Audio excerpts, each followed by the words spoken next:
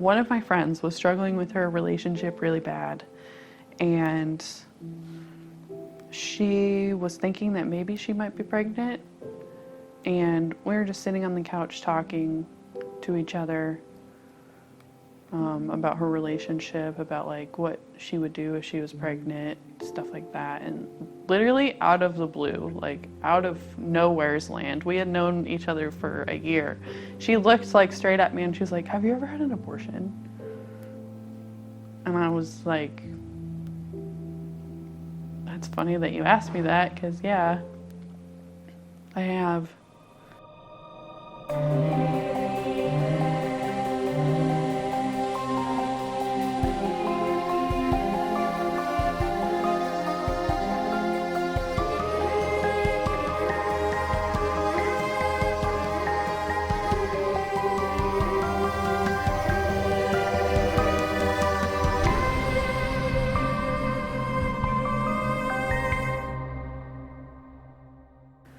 And she was like, what was it like?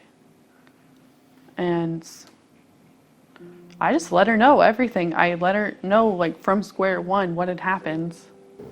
One of the most descriptive quotes that I've ever read is Frederica Matthews Green, and she basically says, a woman doesn't choose abortion like she chooses a Porsche or an ice cream. She chooses an abortion like an animal in a trap chooses to gnaw off its own leg in order to escape that trap. I'm an unusual case because I was very strongly in favor of abortion when I was a hippie feminist in college, which is now the 70s, which is a long time ago. Joining us are two individuals opposed to abortion, Nancy Myers from the National Right to Life Committee and Frederica Matthews Green from the group Feminists for Life. It was 1991, and I wrote a rather long article about the reasons that women have abortions, what people can do to help them make a better choice, and what pro-lifers are already doing to help that. And in the course of this, I said, a woman doesn't choose to have an abortion like she would choose to have an ice cream cone or a Porsche. It's not that kind of choice. A woman chooses to have an abortion like an animal caught in a trap chooses to chew off its own leg. It is an act of violence and self-degradation and tragedy. She's like, I've always known it would be hard, but I've never considered abortion like I am right now. And I just told her, she was like, what should I do? Like, I don't know what to do. Should I have an abortion? I was like, I just told her, I don't know what you should do. That's your freedom, you know? But I can only tell you from experience that it really sucks to not know your child and to know that you're not going to know your child for the rest of your life. Like, I'll just tell you that from my personal experience. One woman told me, as her husband he had told her, only stupid people have more than 2 children. You're going to have an abortion. As he was driving her to the clinic, she said, I'm still not sure this is right. I don't know that this is really the right thing to do. And he said, do you think you're smarter than the Supreme Court? And so she had the abortion. I know that, like, I could find more meaning or purpose through working with women or helping other people heal the way that Father Turbo has helped me heal. I want to do that with somebody else because there's so much hurting and so much suffering in the world that I know what it's like to be lifted from that. So I did a couple of years research and I wrote a book called Real Choices. This was 1994 when that was published. The most surprising thing was what came out of my conversations with post-abortion women. I went all around the country and held 7 listening groups in cities from coast to coast. And as we would sit in a group of maybe 3 or 4 or 7 or 12 women, I would ask them, just volunteer whatever you'd like to say, whoever would like to speak. Tell me, what was your situation leading up to the abortion? What caused you to make that decision? We use with our centers that we train, certainly our team on, is something called the love approach. And in the love approach, it's an acronym. So love is listen and learn, and then open options, and then present a vision and values, and then extend and empower. Because the reality is the person that is making the decision is her. No one makes that for her. And really what we want her to do is make an informed decision. Nobody really took me down the road of like what it looks like to actually have that choice be like eternal. Like you can't go like, yeah, it might be the responsible thing in that moment, but is that responsible, like I say, like the responsible, like looking at it from like a worldly perspective, like it's a responsible choice. But like when you look at the full picture, like what is your life really like without like that person that you'll never get to know? Two of the women I talked to said that they were lying on the table as the procedure was about to begin and praying that the boyfriend would break through the door and say, "Stop, I changed my mind." So for many of these women, it wasn't a choice. It wasn't their choice. It was something they felt they had to do for another person, for the sake of another person. 88% of the time, it was the father of the child. I named like my child, whoever they were, Robin. And so like I'll just have little thoughts sometimes like about like if they were here, like I wonder what they'd be like. And it's just like little sort of like thoughts that you just wonder like what they would have been like. We know that women feel trapped in this because they tell us they are. They tell us there's no other way. They will make, sometimes these are hyperbolic statements. Oh, so and so is going to kill me. And while I know that there is violence that does occur, it's rarely a real statement that they're making. It is them expressing their concerns for what others think. One thing started coming out clearly when I asked them, "Why did you have the abortion? What was your situation?" Really, nobody said, "I was poor and I couldn't afford the baby." Nobody ever said that. But something did keep coming up over and over again. And it was, somebody I care about told me I should have the abortion. And it could be a range all the way from my boyfriend told me he would break up with me if I didn't have the abortion, all the way to I told my mother and she started crying so much and I couldn't bear to make her sad. It was always another person though. It was another person in her life and in her relationship. Yeah, you're not choosing to break up with somebody or break a relationship off from a person who already like exists. You're choosing to like cease like an existence of someone. And like I don't think you really understand that until after it's like the moment that after when the Valium started wearing off, I realized like I had another person in my body. Like I physically feel like that soul is absent from my body. Her path seems very narrow, and everything kind of closes in on what she's thinking. And our goal really is to open those options up, give her some other paths that she can consider.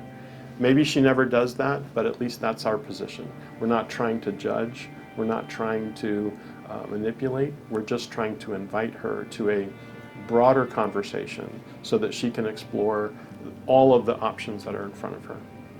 I remember reading an interview with an abortion clinic owner years ago, and she said exactly that in the clinic, she and her counselors were noticing women would come in and they would right away say, "I don't really have a choice, I have to have an abortion." And the abortion doctor said, "I didn't go into this line of work so women wouldn't have a choice."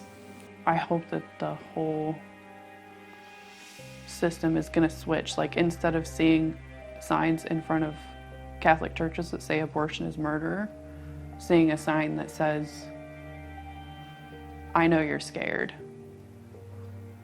If you're pregnant and need someone to talk to, like please call this number and we'll help."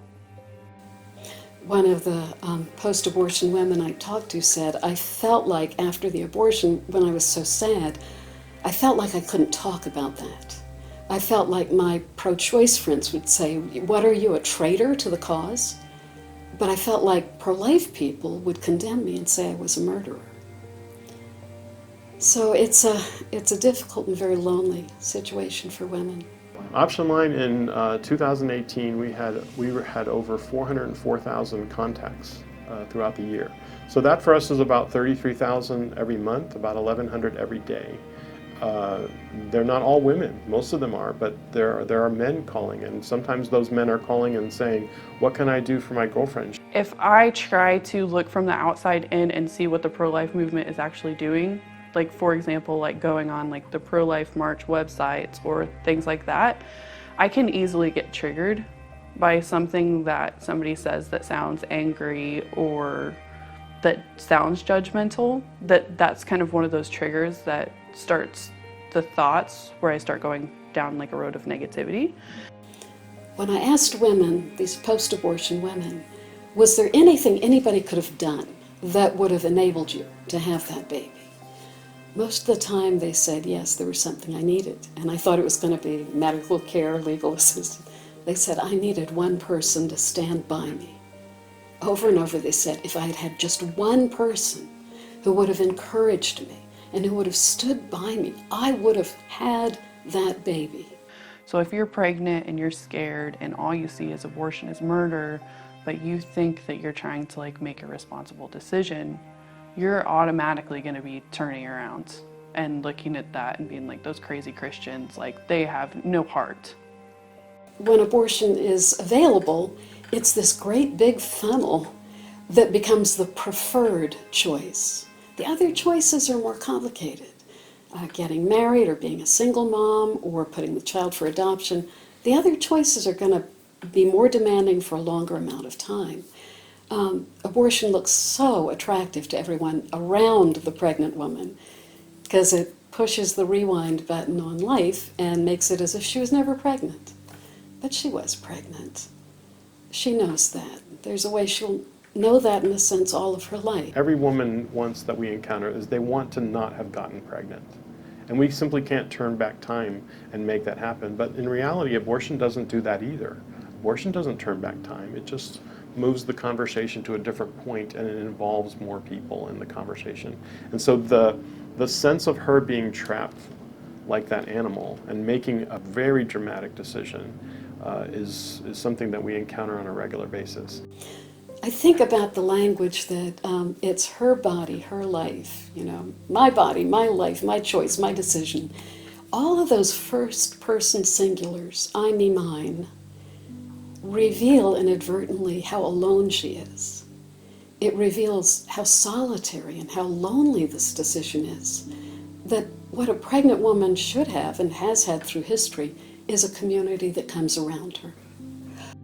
I remember one woman in a particularly terrible situation said, I already knew where to get resources. I knew that the pregnancy centers were there. I knew that my county provides this or that. I didn't need that. What I needed was moral support. What I needed was companionship. When I was talking to women who had had abortions, these post-abortion women, the thing that was perhaps most poignant was how often they said, I really didn't have a choice. I think about when I was a young feminist and strongly in favor of abortion, I thought we were providing a choice. So was it really a choice after all? If everybody is counseling you that this is what you ought to do, if you sense that people will think you're just a kook if you have the baby. One woman said to me, everybody was telling me they'd be there for me if I had the abortion, but nobody said they'd be there for me if I had the baby. When this funnel looks so inviting to everyone around you, it can be tempting to think, I'm just going to give way and I'll do what they want. In what sense is that a choice? Whatsoever things are true, whatsoever things are honest, whatsoever things are just, whatsoever things are pure, whatsoever things are lovely,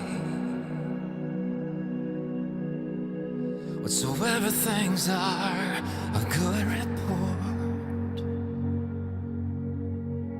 there be any virtue, there be any praise, think on these things.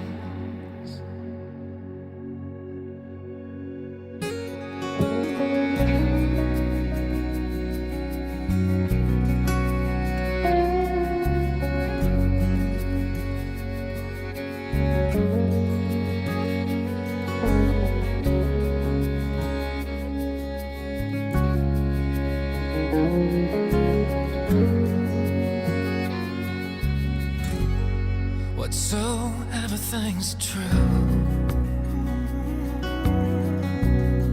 whatsoever things are honest, whatsoever things are just, whatsoever things are pure, whatsoever things are lovely, whatsoever things are of good report, there be any virtue, there be any praise, think on these things.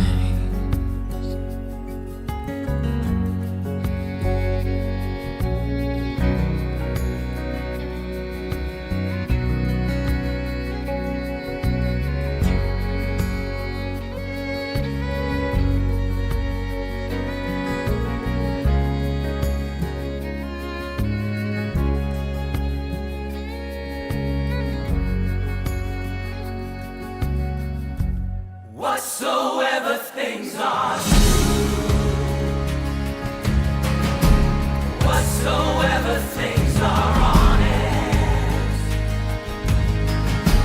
whatsoever things are just, whatsoever things are pure, whatsoever things are lovely, whatsoever things are a good report, if there be any virtue, if there be any praise, think on these things. Whatsoever things are true, whatsoever things are honest, whatsoever things are just, whatsoever things are pure, whatsoever things are lovely, whatsoever things are a good report, if there be any virtue, if there be any praise,